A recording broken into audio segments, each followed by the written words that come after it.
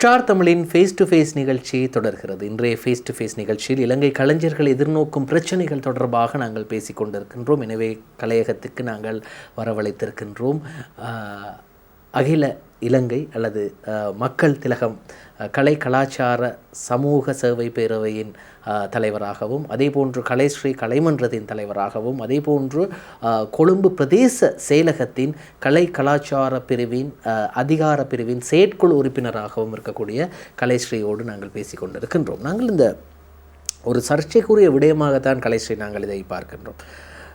என்னென்னு சொன்னால் இது என்ன விடயம் என்று சொன்னால், தமிழ் கலைஞர்களுக்கு மட்டும் ஏனிப்பினும் அதுக்கு காரணம் தமிழ் கலைஞர்கள் தான் நான் சொல்லுவேன். நீங்கள் இல்லைன்னு சொல்கிறீங்களா? இத்தனை தமிழ் கலைஞர்கள் இவ்வளவு மோசமான விதத்தில் நடத்தப்படுகின்றார்கள். அவர்களது பூத உடலை வைக்கக்கூட ஒரு மண்டபம் இல்லை, இன்னும் தமிழ் கலைஞர்களுக்கான ஒரு நலன் திட்டம் இல்லை, அல்லது தமிழ் கலைஞர்களுக்காக பேசுவதற்கு யாருமே இல்லை என்றால் அதற்கு காரணம் தமிழ் கலைஞர்கள் தான். இங்கே வந்த இந்த நிகழ்ச்சிக்கு வந்த எத்தனையோ பேர் சொல்லக்கூடிய விஷயம், உங்களிடத்தில் மன்னிக்கவும் எங்களிடத்தில் ஒற்றுமை. இதை ஏற்றுக்கொள்கிறீங்களா? நிச்சயமாக இது 100% முறையாவது இதை ஏற்றுக்கொள்ள முடியும். அதை ஒற்றுமை இல்லை என்றால் என்ன ஒற்றுமை இல்லை? அதை எப்படி நீங்கள் எந்த விதத்தில் ஒற்றுமை இல்லைன்னு நீங்கள் நினைக்கிறீங்க? இன ரீதியாக இல்லை, இப்படி ஒரு அமைப்பு உருவாகணும், அதை வெட்டி விட ஒரு 4 பேர், கண்டிப்பாக கண்டிப்பாக கலைஸ்ரீயை வெட்டி விட ஒரு 5 பேர், நிச்சயமாக கலைஸ்ரீ ஒரு ப்ரோக்ராம் செய்யக்கூடாது, இவர் எப்படி இதை செய்வார், இவர் என்ன அவ்வளோ பெரிய சீனியரா, இவருக்கு பார்க்க சீனியர்னா அந்த சீனியர் ஜூனியர் பிரச்சனை. கண்டிப்பாக நீங்கள் சொல்லுங்கள், எந்த இடத்துல நாங்கள் பிளவுபடுறோம், நடிகர்கள் கலைஞர்கள் பிளவுபடுறோம்? அதாவது கண்ணுக்கு தெரிகிற எதிரியை விட கண்ணுக்கு தெரியாத எதிரிகள் நிறைய பேர் இருக்கிறாங்க. ஆனால் நான் அந்த எதிரிகளை என்ன சொல்கிறது, ஸ்கேன் பண்ணி பார்த்துட்டேன். நிறைய பேர் இருக்கிறாங்க. ஸ்கேன் பண்ணி பார்த்ததும் இல்லாமல் நான் அவங்கக்கிட்ட நேரடியாக போய் சொல்லியிருக்கிறேன், நீங்கள் இப்படி பண்ணாதீங்க, தப்பு. அவங்க என்னோட சிரிச்சுக்கிட்டு பேசக்குள்ளே நான் சொல்லியிருக்கேன், நானும் சிரிச்சுக்கிட்டு, நீங்கள் இப்படி பண்ணாதீங்க, நீங்கள் இப்படி பண்ணுறது எனக்கு தெரியுது, ஆனால் நீங்கள் பண்ணாதீங்க. அல்ல, அவங்க பண்ண ஒரு விடயத்தை சொல்லுங்கள். பண்ண விஜயன்னா இப்படி சொல்லுமே, இப்போ ஒரு ஏபி எடுத்துக்கொள்ளுங்களேன். ஒரு ஏ நபர் ஒருத்தர் இருக்கார், ஒரு பி நானாக இருக்கலாம். இப்போ ஏக்கும் பிக்கும் ஒரு கருத்து வேறுபாடு இருக்குது. மூன்றாவதாக ஒரு சி வருது உள்ள, அவரும் ஒரு கலைஞர். அவர் என்ன சொல்கிறாருன்னா, ஏ கிட்ட போயிட்டு சொல்கிறாரு, பி இந்த மாதிரியெல்லாம் பண்ணுறாரு, இதெல்லாம் இப்படியான்னு சொல்லிட்டு அவரை பற்றி கூடாதுது. அதுக்கப்புறம் அவர் அப்படியே திருப்பி வராரு, சி கிட்ட சொல்கிறாரு, இந்த பி கிட்ட சொல்கிறாரு, இப்படி சொல்லிட்டார். அதாவது ஏபி மாற்றி சொல்கிறாரு. ஆனால் அந்த சி கொமனானவர். சி ஏட இடத்துக்கும் போயிட்டு வருவார், பிட இடத்துக்கும் போயிட்டு வருவார், அவர் கொமனாக இருப்பார். ஏயும் பியும் பிரச்சனை பண்ணிக்கிட்டு இருப்பாங்க.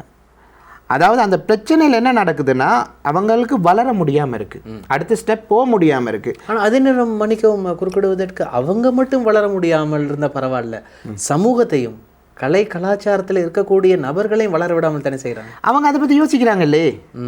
அதாவது அவங்கள போன்ற நபர்களை நீங்கள் ஏன் இன்னும் உங்களோட குரூப்புகளை வச்சிருக்கிறீங்க? அதாவது நல்ல கேள்வி.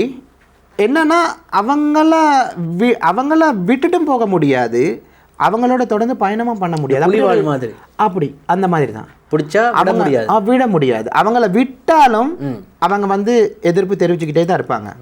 ஏன்னா நான் ஒரு நபர்கிட்ட நான் முகத்துக்கே கேட்டேன், இப்படியெல்லாம் அதில் ஒன்றும் பண்ண முடியாது, அது இயற்கையாக அது அப்படியே போய்கொண்டு தான் இருக்குது, அதை ஒன்றும் பண்ண முடியாதுன்னு அவரே நான் சொல்கிறேன். ஏன்னா அவரை பற்றி நான் அவர்கிட்டே சொல்கிறேன், ஒரு பொதுவான இன்னொரு ஆளை பற்றி சொல்லி. அப்போ அவருக்கு விளங்கிட்டு நான் யாரை சொல்கிறது, யாரை பற்றி சொல்கிறேன். அப்போ அவரே சொல்கிறேன், நாசுக்கா அவங்களெல்லாம் திருத்த முடியாது, அவங்க அப்படி தான், நீங்கள் தான் அட்ஜஸ்ட் பண்ணிக்கிட்டு போகணும். அதாவது அவரை பற்றி தான் சொல்கிறாரு, நாங்கள் இப்படி தான், நீங்கள் தான் அட்ஜஸ்ட் பண்ணி கொண்டு போகணும்னு. அப்போ அதனால் அவங்களோட வேலைகளை செய்துக்கிட்டே தான் இருப்பாங்க, நாங்கள் எங்களோட வேலையை செய்துக்கிட்டு இருப்போம். அவங்களோட பேச்சு கேட்டு ஆடுறவங்க, அதாவது பிரச்சனை பண்ணுறவங்க பிரச்சனை பண்ணிக்கிட்டே போகட்டும், நான் தொடர்ந்து ஒரு பயணம் கொண்டு போகட்டும்னு ஆரம்பித்தது தான் கலைஸ்ரீ கலைமன்றம். சிவகார்த்திகேயனுடைய பராசக்தி திரைப்படம் இலங்கையிலே படமாக்கப்படுகிறது. கண்டிப்பாக அதில் நிறைய பேர் போய் நடிக்கிறாங்க, உங்களுக்கும் வாய்ப்பு கிடைக்குது. கண்டிப்பாக. எத்தனை பேர் நடிச்சிங்க? அந்த நடிக்கிற நேரம் இவர் நடிக்கக்கூடாது, இவரை வெட்டி விட்டுறோம், இவர் வந்துடக்கூடாது ஐயா, நாங்கள் இலங்கையில் ஃப்ரேமில் வரல ஐயா, இந்தியாவில் மட்டுமில்லாமல் உலகம் பூராகவும் திரையிடப்படுகின்ற ஒரு திரைப்படத்திலே இலங்கை கலைஞர்கள் நடிப்பது எமக்கும் பெருமை. கண்டிப்பாக. ஆனால் அப்படி வரவிடாமல் தடுத்தவர்கள் இருக்கிறார்கள். நிச்சயமாக இருக்கிறாங்க. அதாவது பராசக்தி திரைப்படத்தில் நடிக்கக்கூடாது. என்ன விஷயம்னு சொன்னால் எங்களுக்கு இருக்க வேதனை அதுதான். பராசக்தி திரைப்படத்தில் நாங்கள் நடித்தோம். நாங்கள் நடிக்க முதல்ல ஏற்கனவே கிட்டத்தட்ட கொழும்பில் பாதி ஷூட் நடந்து முடிஞ்சு, அதுக்கு பிற்பாடு தான் நான் அங்கே உள்ள ஒரு கோஆர்டினேட்டரோட கதைச்சி அவர் மூலியமாக போனேன். அவரோட பேர் மென்டோ. அவர் தான் அந்த கலைஞர் ஆர்டிஸ்ட்டுங்களை எடுக்கிற ஒரு கோஆர்டினேட்டராக இருந்தார். அப்போ அவர்கிட்ட கதைச்சி நான் சொன்னேன், எங்களோட தமிழ் கலைஞர்கள் இருக்கிறாங்க, அவங்கள இதில் நீங்கள் வந்து சந்தர்ப்பம் கொடுக்கணும் சொல்லும் தான் அழைச்சிட்டு வாங்க சொல்லி அவங்களும் நல்ல சந்தோஷம். அதுவும் நீங்கள் உங்களுக்காக மட்டும் கேட்கல, இல்லை பொதுவாக எல்லா கலைஞர்களும். கண்டிப்பாக, நிச்சயமாக. என்னென்னா பொதுவாக தான் நான் கேட்டேன். எல்லாம் பொதுவாக வந்து அதில் நடிக்கணும் நம்ம நாட்டு கலைஞர். ஏன்னா நம்மளோட வாசல் கிட்ட வந்திருக்கு கொழும்பு தலைநகரத்தில். நம்ம நீ அதுக்காக வேண்டி நாங்கள் அவுட்டுக்கு போகவும் தேவையில்லை, சரி நடிப்பேன்னு சொல்லி நடித்தோம். என்னன்னு சொன்னால் ஒரு விஷயம், இந்தியன் பிலிமாவில் வந்து எங்களை ஷூட் பண்ணாங்க, எல்லாம் செய்தாங்க, எல்லாம் ஓகே. ஆனாலும் அவங்களுக்கு நாங்கள் இங்கே இருக்கிற ஒரு கலைஞர்களாக எங்களை பற்றி அவங்களுக்கு சொல்ல ஒரு அங்கீகாரம் எங்களுக்கு கிடையாது. அதாவது இப்போ கலைஸ்ரீனா இவர் இப்போ நடித்தவர் இவர் அப்படின்னு இல்லை. ஒவ்வொரு கலைஞர்களை பற்றி அறிமுகம் செய்தவங்க யாரும் இல்லை. நாங்கள் ஒரு கூட்டமாக போய் நடிச்சுட்டு வந்தோம்.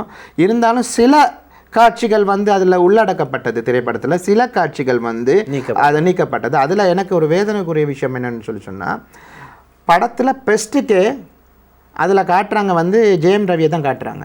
பெஸ்ட் சீனுக்கு எழுத்து டைட்டில் எல்லாம் போனால் பெஸ்ட்டு. ஜெயம் ரவியோட க்ளோஸாக நாங்கள் தான் இருக்கிறோம். அந்த ட்ரெயினில் க்ளோஸாக நாங்கள் தான் இருக்கிறோம். அது என்ன நடந்துச்சுன்னு சொன்னால், நான் அந்த சீன்ஸை நான் ரொம்ப எதிர்பார்த்தேன். அது க்ளோஸ் அப் ஷாட் எடுத்துருக்காங்க. அதாவது ஜெயம் ரவியை மட்டும் ஃபுல்லாக விளங்குற, மற்றதெல்லாம் டிம் ஆகி இருக்குது பேக்ரவுண்ட் எல்லாம். அப்போ தெரிஞ்சவங்களுக்கு தெரியும் பக்கத்தில் நாங்கள் இருக்கிறோம், தெரியாதவங்களுக்கு தெரியாது, அந்த உருவம் விளங்குதில்லை. அப்படி ஒரு, ஏன்னா அவங்கள பொறுத்த வகையில் இந்தியான் அவங்களோட கலைஞர்களுக்கு தான் முக்கியத்துவம். அதுதான் அவங்க கொடுக்குற அவங்களோட கலைஞர்களுக்கு முக்கியத்துவத்தை நம்மட கலைஞர்கள், நம் நாட்டு கலைஞர்கள் எங்களுடைய கலைஞர்களுக்கு கொடுக்குறாங்க இல்லை. அதான் கவலையான விஷயம். அது சரி. அப்போ நான் என்னுடைய கேள்வி இன்னும் அப்படியே தான் இருக்கிறது. இந்த படத்தில் சிவகார்த்திகேயன் நடிப்பில் உருவான அதர்வாவும் நடிச்சிருந்தார். ஆமாம். இப்படியெல்லாம் இவங்க நடிப்புகளில் உருவான இந்த திரைப்படத்தில் நம் நாட்டு கலைஞர்கள் நடிப்பதற்கு தடையாகவும் சிலர் இருந்தாங்களா? இவர் நடிக்கக்கூடாது, இவரை வரவிடக்கூடாது. கண்டிப்பாக இருந்தாங்க. ஆனால் எனக்கு என்ன நடந்துச்சுன்னா, தடைகள் வந்துச்சு. ஆனால் நான் உங்களுக்கு ஆரம்பத்தில் சொன்ன மாதிரி நான் போய் நேரடியாக அங்கே இருக்கிற ஒரு கோஆர்டினேட்டரோட கதைச்சேன். அப்போ அவருடைய அனுமதினால் நாங்கள் உள்ளே சென்றோம். ஆனாலும் அதையும் மீறி எங்களுக்கு வந்து எங்களோட கலைஞர்களுக்கு, ஏன்னா எங்களுக்கு இந்த தகவல் வராத முன்னாடியே, நான் இதை ஆரம்பத்தில் நான் இன்னொரு தொலைக்காட்சியில் சொல்லியிருக்கிறேன், ஒரு சொல்லி ஒரு குரூப் இருக்குது. அவங்க தான் நேரடியாக அந்த திரைப்பட குழுவோட தொடர்பில் இருக்கிறாங்க. அந்த குரூப்போட இன்னொன்று பி இருக்கிறாங்க. வந்து பிக்கு தான் சொல்லுவாங்க, இப்படி நடக்குது, இங்கே ஆர்டிஸ்ட் தேவை, மற்றது குரூப் தேவை, எல்லாம் அரேஞ்ச் பண்ணுங்கன்னு. ஆனால் அந்த ஏபி மூண்டுமே வந்து சிங்கள சகோதர கலைஞர்கள், கலைத்துறையில் ஈடுபடுறவங்க தான் இருக்கிறாங்க. அப்போ அவங்க வந்து கூடுதலான 100க்கு ஒரு 80% சிங்கள ஆர்டிஸ்ட்டுங்கள், மற்றது சிங்கள நடிப்பு ஆர்வம் உள்ளவங்களை தான் அவங்களுடைய, ஏன்னா அவங்களோட தொடர்பில் இருக்கிறது அவங்க தான். இதுக்கு இந்த படத்தில் நடிப்பதற்காக கொடுப்பனவு கொடுக்கப்பட்டது. நிச்சயமாக கொடுத்தார்கள். ஆனால் உண்மையை சொல்ல போனால் அந்த கொடுப்பனவு வந்து அந்த ABC என்ன பிரிந்து வரும் பொழுது ஒரு தொகை தான் அவங்களுக்கு வருது. அதுலேயும் அடிச்சிருக்காங்களா? அதுலேயும் அடிச்சிருக்கிறாங்க. என்னத்தை சொல்ல? அதுலேயும் அடிச்சிருக்கிறாங்க, அந்த சொற்ப தொகையில அடிச்சிருக்கிறாங்க. என்ன விஷயம் சொன்னால், எங்களுடைய இதை கலைஸ்ரீ வந்து நீங்கள் ஒரு பொறுப்புடன் சொல்கிறீங்க. நாளைக்கு அவங்க இந்த நிகழ்ச்சியை பார்த்துட்டு நாங்கள் அப்படி அடிக்கலை அப்படின்னு சொன்னால் உங்களுக்கு ப்ரூவ் பண்ண முடியுமா? இல்லை நீங்கள் அடிச்சிங்கன்னா கையால் இல்லை பணத்தால் அவங்களுக்கு கிடைச்ச தொகையை கொஞ்சம் எடுத்துட்டு கொஞ்சம் தொகையை கொடுத்துருக்காங்க. இல்லை அது என்னன்னு சொன்னால், அது வந்து இப்படி யோசிக்கிறீங்களா நீங்கள்? அடுத்த படத்துக்கு வாய்ப்பு தர மாட்டாங்க இந்த கதை வெளியில் வந்து? இல்லை நான் அதெல்லாம் பற்றி நான் யோசிக்கிறவனே இல்லை. ஏன்னா அடுத்த படம் எனக்கு கிடைச்சாலும், எனக்கு இப்போ சமீபத்திலையும் வந்தது சூர்யாட படம், எனக்கு கருப்பு படத்தில் நடிக்க வர சொல்லி BMSCHக்கு நான் போக முடியாத கேரக்டர். ஆனால் அந்த படத்தில் நடிக்க சென்ற சகோதர கலைஞர்களும் சரி நம்ம தமிழ் கலைஞர்களுக்கும் நான் பதிவு விட்டேன், இப்படி ஒரு சந்தர்ப்பம் இருக்குது போய் நடிங்க. அதை நான் பார்த்துருந்தேன். அது ஒரு மிகப்பெரிய ஒரு நல்ல ஒரு விடயம். ஏன்னா தனக்கு வந்த ஒரு அழைப்பை மற்றவர்களும் போய் பங்கு பெற்று இலங்கை கலைஞர்கள் இந்திய திரையிலே ஆர்ஜே பாலாஜியின் இயக்கத்தில் உருவாகும் கருப்பு திரைப்படத்தில் வரட்டும் என்று நீங்கள் நினைச்சிங்க தெரியும். அது நல்ல விஷயம், பாராட்டக்கூடிய விஷயம். கண்டிப்பாக விஷயம் மற்ற அந்த விஷயம் எப்படி இந்த அப்போ அதுக்கு அப்படி நடிக்க போனது நேரம் அதில் ஒரு சம்பவம் ஒன்று நடந்தது, ஒரு கவலைக்குரிய விஷயம். அது நான் பிறகு சொல்கிறேன். இப்போ நீங்கள் கேட்டது மாதிரி என்னென்னா எல்லா இடத்துலையும் பிரிஞ்சு வர நேரம், அதாவது சரியான தொகை எவ்வளவு கிடைக்குதுன்னு அந்த ஏப்புக்கு தான் தெரியும். அவர் ஏன்னா யாரும் அவங்களுக்கு ஒரு லாபம் வைக்கணும் தானே, அவர் ஒரு இதுலேயும் லாபம் தான். ஏன்னா இது வந்து ஒரு தொழிலாக செய்கிறாங்க. நாங்கள் அப்படி ஏஜென்ட்டாக சரியாக சொல்கிறது ஆள் பிடிச்சி கொடுக்குறோம் ஏஜென்ட்டாக வைப்போமே வேல்கா. அதுக்கு இப்போ ஏஜென்ட்டை விட இப்போ ஒரு லேட்டஸ்ட்டாக இருக்கணும் மேன் பவர். ஆமாம், இதுவும் ஒரு மேன் பவர் ஆகிட்டு. மக்கள் தேவை, நடிக்க கலைஞர்கள் தேவை, பேசி கொடுத்துட்டு அந்த கலைஞர்கள் நடித்த ஊதியத்தில் ஒரு சின்ன அமௌண்ட் சொல்ல அது நிச்சயமாக அது எவ்வளோ கிடைக்குதுன்னு எங்களுக்கு தெரியாது. ஏன்னா வெளிநாட்டில் இப்போ இந்திய திரைப்படம்னு இங்கே வந்து எடுக்கிறது தான். நான் அவர் கூட அந்த மென்டோ சொல்கிறவரோட கதைக்குள்ளே அவர் சொன்னார் வந்து எங்களுக்கு இந்தியாவை விட இங்கே படம் எடுக்கிற இலகுவாக இருக்குது. செலவு குறைவு, மற்றது டிஸ்டர்பன்ஸுங்கள் இல்லை, நல்ல லொக்கேஷன், நல்ல அமைதி, எங்களுக்கு எல்லாத்துக்கும் ஒரு இங்கே ஸ்ரீலங்காவில் எடுக்க ரொம்ப நல்லா இருக்குது. அதாவது எங்களுக்கு வசதியாக இருக்குது. இனி மேலும் மேலும் நாங்கள் படம் பண்ண விரும்புகிறோன்னு சொல்லக்குள்ள அது ஒரு சந்தோஷமாக இருக்கிறக்குள்ள நாங்களும் யோசிக்கிறோம், எங்கள் நாட்டை பற்றி இந்த மாதிரி சொல்கிறாங்க பாருங்கள், இப்படி படம் பண்ணலாம் வைக்கலாம். நம் நாட்டில் இதே மாதிரி பண்ணுறதுக்கு முன் வாரதுக்கு யாரும் இல்லை. வாராங்க, ஒரு சில பேர் வாராங்க, அதுவும் ஒரு டீம் ஒர்க்காக வந்து செஞ்சுட்டு முடிச்சுட்டு போயிடுறாங்க. ஒரு பொதுவான ஒரு கூட்டு ஒரு முயற்சியாக வாராங்க, இல்லை ஒரு குறிப்பிட்ட ஒரு டீமோடு போயிடுறாங்க. இப்போ நீங்கள் சொன்ன விஷயத்துக்கு வரேன். நீங்கள் திருப்பி கேட்டுருவீங்க நான் சொன்னதுக்கு விடை வரல. ஏன்னா எனக்கு தெரியும் நீங்கள் உங்களோட விடை வர காட்டிங்க நீங்கள் விட மாட்டீங்க. அதனால் ஏ பார்ட்டிக்கு தான் தெரியும் என்ன எவ்வளோ காசு கொடுக்குறாங்கன்னு. பி பார்ட்டிக்கு அதுலேருந்து அவர் எடுத்துக்கணும். பி பார்ட்டி சும்மா விடுவாரா, அவருக்குரியதை எடுத்துருவார். அப்புறம் சிக்கு போகுது. சியை எடுத்து அந்த 3 பேர் எடுத்த பிறகு தான் அடுத்தது ஆர்டிஸ்டுக்கு போகுது. அதனால அதாவது இந்த 3 பேரும் வெயிலில் கஷ்டப்பட்டு ஷூட்டிங் நடித்தவங்களா? இல்லை அப்படியெல்லாம் ஒன்றும் இல்லை. அவங்க அந்த வெயிலில் கஷ்டப்பட்டு வெயிலையும் மழையிலையும் ஒரு எப்பயும் எப்படியுமே உங்களுக்கு தெரியும், திரைப்படம் என்று சொல்லும்போது ஒரு டேக் 2 டேக்கில் முடிக்க மாட்டாங்க. ஒரு 4-5 டேக் போகும். பெரிய வசனங்களாக இருந்தால் 10 டேக் வரைக்கும் போகும். ஆமாம். அப்போ அந்த 10 டேக் வரைக்கும் ஒரே விஷயத்தை செஞ்சு பேசி இருக்கிற நேரம் அதோட கஷ்டம் யாருக்கு தெரியும்னு அந்த கலைஞர்கள். அப்போ அந்த ஊதியத்திலையும் 3 பேர் பிரித்து பேலன்ஸ் இவங்களுக்கு வாரதாக இருந்தால் என்ன ஒரு சூழ்நிலையில் நாங்கள் வாழ்ந்து கொண்டிருக்கிறோம். நிச்சயமாக இப்போ இந்த ஃபேஸ் டு ஃபேஸ் நிகழ்ச்சி உண்மையிலே நாங்கள் இப்படி ஒரு விஷயத்தை வெளிக்கொண்டு வருவதில் நாங்கள் உண்மையிலே மகிழ்ச்சி அடைகின்றோம். ஆனால் கவலையான ஒரு விஷயம், இனி இப்படி நடக்கக்கூடாது. கலை நிச்சயமாக இனி இந்த மாதிரி நடக்க நாங்கள் விடக்கூடாது. ஆனால் அப்படியும் நம்மளால் ஒன்றும் செய்ய முடியாது. ஏன்னா முக்கியமான படங்களில் தொடர்பு பட்டவர்களோடு இவர்கள் தொடர்பில் இருக்கிறார். நிச்சயமாக. ஏன்னா அந்த டீலிங் டைரெக்டாக எங்ககிட்ட வராது. கலைஸ்ரீ கலைமன்றத்துக்கோ கலைஸ்ரீக்கோ இன்னும் ஒரு ஆர்டிஸ்ட்டுக்கோ வராது. இந்த மேன் பவருக்கு தான் வருது. ஏன்னா அதில் ஒரு சின்ன விஷயம் இருக்குது. எங்களுடைய நீங்கள் ஆரம்பத்தில் கேட்ட கேள்விக்கு நான் பதில் சொல்கிறேன்.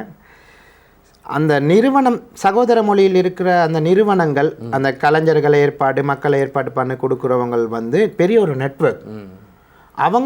அவங்களுக்கு ஏன்னா ஒரு ஷூட்டிங் ஸ்பாட்டுக்கு ஒரு 1000 பேர், ஒரு 10,000 பேரை சரி அவங்க கலெக்ட் பண்ணி கொடுப்பாங்க.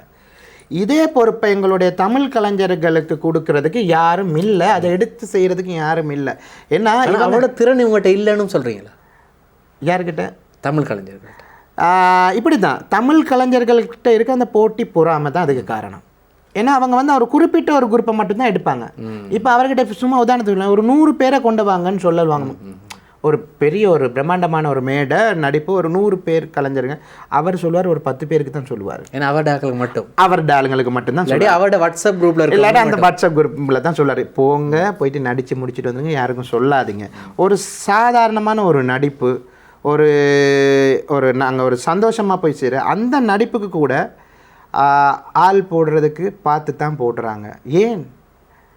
ஏன் இந்த பாகுபாடு அதுதான் நான் கேட்குறேன். இப்படி நான் கேட்குறனாலே பல பேருக்கு என்ன பிடிக்காது.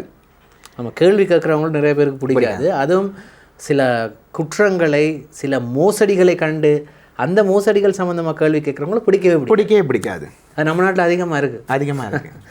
ஸ்டார் தமிழின் ஃபேஸ் டு ஃபேஸ் நிகழ்ச்சியில் தொடர்ந்து பேசலாம். ஒரு சிறு விளம்பரம்.